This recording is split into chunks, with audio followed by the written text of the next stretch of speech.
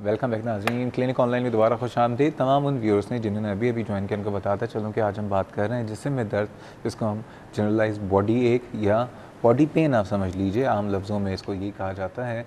और क्या वजूहत हैं जो कि इंसान के जिस्म में दर्द की वजह बनती है और कंटिन्यूस दर्द की वजह, इसकी आज हम कोशिश कर रहे हैं। हमारे साथ इस वक्त दो कॉलर भी हैं, लेकिन उससे पहले मैं तारुफ़ करा दूँ। प्रोफेसर डॉक्टर रेहाना शाह हमारे साथ मौजूद हैं। डॉक्टर रेहाना, कॉल भी साथ में ले लेते हैं। आप ही के हम नाम रेहाना साहिबा मौजूद हैं। अस्सलाम वालेकुम रेहाना साहिबा। डॉक्टर शहजाद भाई, आप मुझे पहचान गए होंगे। कैसी हैं आप? ठीक हैं। आपको क्यों नहीं पहचानेंगे? आप ही के लिए तो आज प्रोग्राम किया है, क्योंकि आप नाज़ाबाद में रहती हैं। जी जी, आपको बहुत शुक्रिया जी। तो मेरी थाइस जो है ना, उसमें इतनी भारी लगता है अभी टूट जाएगी, चला ही नहीं जाता। आप एक काम करें, आपका सवाल मैं बता देता हूँ। क्योंकि इनकी 2-3 दफ़ा कॉल्स आई हैं, ये अकेली हैं घर पे और इनकी बेचारे की थाइस में बहुत दर्द रहता है, उठ के खड़ा होना भी इनके लिए बहुत मुश्किल है। अब आज इनका मसला आपने सॉल्व भी करना है, क्योंकि ये नाज़ाबाद और आपका बासी शहीदी नाज़ाबाद। तो इनको टाइम अभी बता दीजिए। हाँ, अगर ये कमिंग मंडे को सुबह 10 बजे रूम नंबर 5 की ओपीडी में आ जाए। डॉक्टर रेहाना साहिबा, आप डॉक्टर रेहाना की ओपीडी में अब्बासी शहीद हॉस्पिटल रूम नंबर 5 में मंडे के दिन सुबह 10 बजे पहुंच सकती हैं? जी इंशाल्लाह पहुंच जाऊंगी। बस आप पहुंच जाइए। आपका बहुत बहुत शुक्रिया। बस दुआ में याद रखिएगा। बिल्कुल, हमेशा। Thank you. ठीक है, यहाँ से पहुँचिएगा ज़रूर। मिसेस शाकिर, अस्सलाम वालेकुम। सब आपका प्रोग्राम बहुत ही अच्छा जा रहा है, अल्लाह मियां आपको सलामत रखे और जो डॉक्टर्स आते हैं उनको भी। डॉक्टर साहब, मेरा मसला ये है कि मेरे तमाम जिस्म में दर्द रहता है और ख़ास तौर पे जब मैं खड़े होकर काम करती हूँ तो बहुत शदीद दर्द होने लगता है। तमाम जिस्म में दर्द है और जब खड़े होकर काम करती हैं तो बहुत दर्द है। हाँ। कितने अरसे से दर्द है और उम्र क्या है आपकी? मेरी उम्र है 65 माशाल्लाह। और ये तकरीबन मेरे ख्याल में तो 8-10 साल से है। 8-10 साल। अब बढ़ता जा रहा है। अच्छा, कोई हड्डियों का टेस्ट, जो हड्डियों का भुरभुरापन ऑस्टियोपोरोसिस होते हैं, उसका कोई टेस्ट?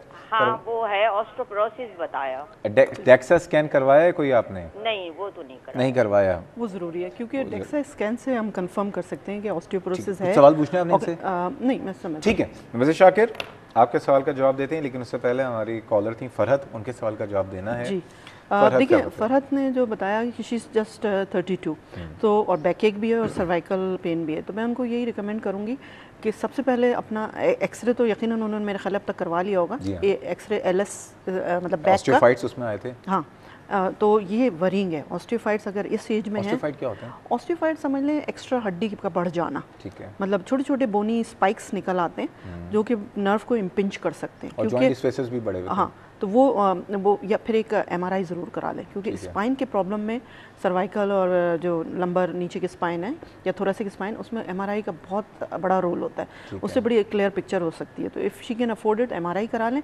इसके अलावा एक MRI आई थिंक विदिन 5000 हो जाएगा। कोई और सस्ते की कहीं जुगाड़? फिर पुराना होता है माइलोग्राम वगैरह, लेकिन वो इतना इफेक्टिव नहीं है। हाँ, लेकिन MRI अगर थ्रू आप गवर्नमेंट हॉस्पिटल कराएंगे, जैसे अब्बासी में आते हैं, तो वो थोड़ा सा कंसेशन कर देते हैं गवर्नमेंट हॉस्पिटल के जरिए। अफोर्डेबिलिटी मंद लोगों के लिए जो नहीं अफोर्ड कर सकते, तो उनके लिए एक ऑप्शन है। और एक ज़रूर विटामिन D का टेस्ट करवाएं, बिकॉज आई थिंक 32 की एज में ये प्रॉब्लम्स अगर हैं, तो मुझे लग रहा है कि आजकल मैं जो अपनी OPD वगैरह में देखती हूँ, very very common vitamin D deficiency हमारी फीमेल पॉपुलेशन में, हर एज ग्रुप में। तो विटामिन D और एक RA फैक्टर, वो इतना महंगा टेस्ट नहीं है, क्योंकि इनकी यंग एज तो रूमेटॉइड आर्थराइटिस जो है वो it can be one of the causes ना। इसको एक्सक्लूड करना बहुत ज़रूरी। तो RA फैक्टर करा लें, विटामिन D करा लें, और अगर करा सके तो MRI ज़रूर करवा लें अपने बैक का और स्पाइन का।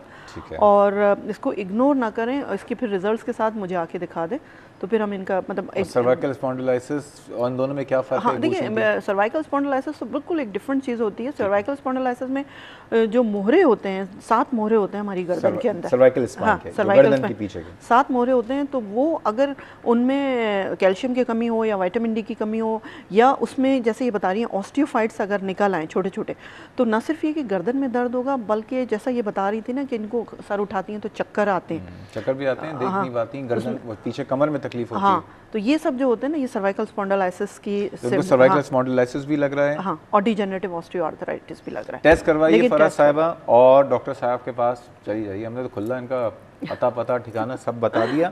एक बहुत ज़रूरी कॉलर हैं जिनको मैंने कल खुसूसन कहा था कि आज ज़रूर कॉल करें, हसीना साहिबा, उनको शामिल गुफ्तगू करता हूँ। अस्सलाम वालेकुम हसीना साहिबा। जी, मैं आपसे कल फ़ोन किया था ना। जी बिल्कुल, आपके लिए तो प्रोग्राम किया है आज। जी जी मतलब आप बता दें, मेरी उम्र 60 साल है जी जी। और मेरा वजन जो है 77 kg है। और मुझे डॉक्टर ने भी ये सब दवाएं लिख के दी है। मेथोकोबेल 500 मिलीग्राम की है। अच्छा, आपका जो है हिप Problem बोन बॉल जो है Hip bone, फिमोरल जी। बोन की बॉल चेंज हुई है। जी हाँ। जी, टूटी हुई थी ना, हेमी टूटी हुई आर्थोप्लास्टी नहीं, हुई होगी ना। लाइन हाँ, से उतर ऑस्टिन गई मोर थी, वगैरह। लेकिन डॉक्टर ने कहा कि इनको निकालनी पड़ी, नया बॉल। हाँ, और, फ्रैक्चर और प्लेट लगाई हुई है, बॉल और छत और सब मेरी चीजें, 3-4 चीजें लगाई जी हुई जी। है। तो अभी 5 महीने हुए हैं मुझे ऑपरेशन को। तो आपको मैं तकलीफ क्या है ये बताइए अभी। मैं कमर में तकलीफ है, मोरों में, जैसे नहीं चल नहीं सकती हूँ, या ऑपरेशन की वजह से है या फिर ऑपरेशन की बताइए वजह से नहीं है। नहीं, नथिंग टू डू और विद कोई सर्जरी। और नहीं, कोई सवाल? नहीं, बस मैं इनसे ये कहूँगी कि नहीं, मैं आपको बताती हूँ। ठीक है जी, मैं बहुत समझ गई। शुक्रिया। देखिए, इनका जो हेमी आर्थोप्लास्टी हुई होगी, जब फ्रैक्चर नेक ऑफ फीमर होता है ना, यानी जो थाई बोन होती है जिसको हम फीमर कहते हैं, मतलब आम जबान में फीमर है, तो उसकी जो नेक का फ्रैक्चर हो जाता है तो उसमें फिर हमें बॉल, नकली बॉल डालनी पड़ती है। तो वो तो आई थिंक कि मेरा ख्याल इतना बड़ा इनको प्रॉब्लम नहीं कर रहा है, लेकिन ये जो बैक का बता रही हैं वो मुझे लग रहा है कि इनको सीवियर है ऑस्टियोपोरोसिस। और अगर अफोर्ड कर सकें तो डेक्सा स्कैन करा लें, उससे कंफर्म हो जाएगा। वरना आजकल बड़ी अच्छी ड्रिप्स आ गई हैं जो कि जिसमें उससे ये होता है कि ये कैल्शियम की ड्रिप तो नहीं होती, लेकिन आम लोग यही कहते हैं कि कैल्शियम की ड्रिप है। ये वंस अ ईयर लगवाते हैं हम लोग, साल में एक दफ़ा। लेकिन उससे ये होता है कि बैक की बोन को पूरा जो होता है ना, वो कार्पेटिंग हो जाती है कैल्शियम की। ओके। तो वो बैक बोन के लिए बहुत ही इफेक्टिव अच्छा, है। यही कुछ मिसेस शाकिर का भी मसला है, लेकिन इन दोनों मसाइल पे हम ज़्यादा फोकस कर रहे हैं अभी, क्योंकि यही बड़ा मसला है कि ख़वातीन को सारा दिन कहती हैं जब काम करती हैं हाँ, जिसमें खड़े बहुत रहते दर्द हैं होता है। किचन में अब या ऑस्टियोपोरोसिस क्या है इस पर भी बात करते हैं, लेकिन एक और कॉलर है हमारी, बहुत काबिल एहतराम रिजवाना साहबा। अस्सलाम वालेकुम। वालेकुम सलाम डॉक्टर साहब, क्या हाल है? अल्हम्दुलिल्लाह, खैरियत से हैं? मैं बिल्कुल खैरियत से हूँ और माशाल्लाह से मैं आपको ये बोलूँगी कि आपके आज प्रोग्राम में एक नए स्टार का इजाफा हुआ है। बिल्कुल जी, तो सुपर स्टार हैं। है ना, इसलिए कि माशाल्लाह ये पहली दफ़ा आई हैं आज आपके प्रोग्राम में ना। क्या बात है आपकी, क्या फॉलोअर हैं हमारे प्रोग्राम? मैं तो फॉलोअर हूँ ना, आपको पता नहीं, टॉप की फॉलोअर हूँ मैं तो। आप तो हमारे बिल्डिंग ब्लॉक्स में से हैं बिल्कुल जनाब। अच्छा, इसलिए कि मैं इनसे माशाल्लाह मैं इनसे मिली हुई हूँ, रेहाना साहिबा से, और माशाल्लाह मैं समझती हूँ ये इंसान, सबसे पहले इंसान बहुत अच्छी हैं, बेशक, बाद में अच्छी डॉक्टर भी है, लेकिन सबसे पहले अच्छी इंसान है ये ना। मैं इनसे मिली हुई हूँ, उससे को याद आ जाए मैं रिजवाना हूँ ना। अच्छा, और मेरा सवाल इनसे ये है कि पहला सवाल ये कि देखिए अब सीज़न है ना पिकनिक पे जाने का ना, तो जब सी साइड समंदर पे हम लोग पिकनिक पे जाते हैं तो वापसी में हम लोग की जिस्म में पेन बहुत हो जाता है ना। सही कह रही हैं। उसमें कोई एक ग्रुप नहीं है ना, बच्चे भी होते हैं, बड़े भी होते हैं, बुजुर्ग भी होते हैं। तो वो मतलब जब इतना पेन होता है, एक पेन ये भी इसी में वो भी प्लस का सवाल कर ले कि जो मतलब एक्सरसाइज शुरू करते हैं ना, नए एक्सरसाइज जो लेडीज या लड़के शुरू करते हैं ना, तो उसके एक्सरसाइज या तो छोड़ देते हैं, या नया जिन्होंने स्टार्ट किया उस वक्त भी जो जिस्म में पेन होता है ना, मैं मुझ पर मतलब गुजर चुकी है ये चीज़ ना, तो इतना शदीद पेन होता है, इसके बारे में बताएं। और दूसरा ये मुझे पूछना है कि देखें आजकल आपके प्रोग्राम में भी हो रहा है सन ब्लॉक इतना मतलब इश्यू हो रहा है सन ब्लॉक का, तो मैं कहती हूँ मतलब ये डॉक्टर आते हैं कहते हैं सन ब्लॉक लगाएं, यानी कि जो भी हिस्सा बाहर नजर आता है उसको सन ब्लॉक लगाना जरूरी है। तो मैं कहती हूँ, मैं समझती हूँ कि विटामिन डी से तो नहीं हमारे जिस्म में फर्क पड़ रहा, विटामिन डी हमें फिर कैसे मिलेगा? नहीं, सन ब्लॉक से विटामिन डी रोक रहा है नहीं, ये आपका सवाल है ना? नहीं, मतलब धूप में जब हम निकल रहे हैं तो वो सन ब्लॉक हम लगा रहे हैं, तो हमें कैसे वो धूप से हमें बाकी बॉडी पे तो होता है, सन ब्लॉक तो सिर्फ फेस तक। सन ब्लॉक तो फेस पे हाथ पे हो रहा है। मतलब आजकल हर चलिए हम पूछ लेते हैं, हम बिल्कुल आपका सवाल पूछ लेते हैं कि सन ब्लॉक लगाने से क्या विटामिन डी की प्रोडक्शन में कमी तो नहीं हो रही है? यही सवाल है ना? हाँ बिल्कुल। और एक ये सवाल पूछना है कि डेक्सा स्कैन जो आप बोल रहे हैं ना टेस्ट, क्योंकि ये ऑस्टियोपोरोसिस का मेन टेस्ट होता है, तो ये किस एज के लोगों को करवाना चाहिए टेस्ट? बहुत अच्छा सवाल, बेहतरीन, दी बेस्ट क्वेश्चन, बहुत शुक्रिया डॉक्टर साहबा। अब जो मिसेस शाकिर का सवाल था, 65 साल उनकी उम्र है और 8 से 10 साल हो गए जिस्म में दर्द रहता है, खुसूसन जब खड़ी रहती हैं तो जिस्म में दर्द ज़्यादा हो जाता है। आपने कहा सस्पेक्टेड शायद ऑस्टियोपोरोसिस है। ये बताइए, ये एक बड़ा कॉमन एज ग्रुप है 50 प्लस जिनको जिस्म में दर्द बहुत रहता है। पहली बात ये कि ऑस्टियोपोरोसिस क्या होता है, क्या ये, और दूसरे जो आपने कहा है कि कैल्शियम की कमी, क्या यही ऑस्टियोपोरोसिस की वजह है? ऑस्टियोपोरोसिस जी, ऑस्टियोपोरोसिस जो होता है ना फीमेल में कॉमन है सबसे ज़्यादा, पोस्ट मेनोपॉजल एज में होता है, यानी जब मेंस्ट्रुअल साइकिल स्टॉप हो जाती है या आप समझ लें रिप्रोडक्टिव लाइफ जब ख़त्म हो जाती है 50 के आसपास, तो उस वक्त ये मतलब ऑस्टियोपोरोसिस होना शुरू हो जाता है। अच्छा, ऑस्टियो का मतलब जहाँ भी लफ्ज़ ऑस्टियो आए इट मीन्स बोन, और पोर समझ लें, पोर का मतलब होता है छेद, ये तो इंग्लिश का लफ्ज़ है। तो ऑस्टियोपोरोसिस को आप आम फहम ज़बान में ये समझ लें कि हड्डी जो होती है उसमें छोटे छोटे बारीक बारीक सुराख हो जाते हैं, यानी पोरस हड्डी हो जाती है या भुरभुरी हड्डी हो जाती है।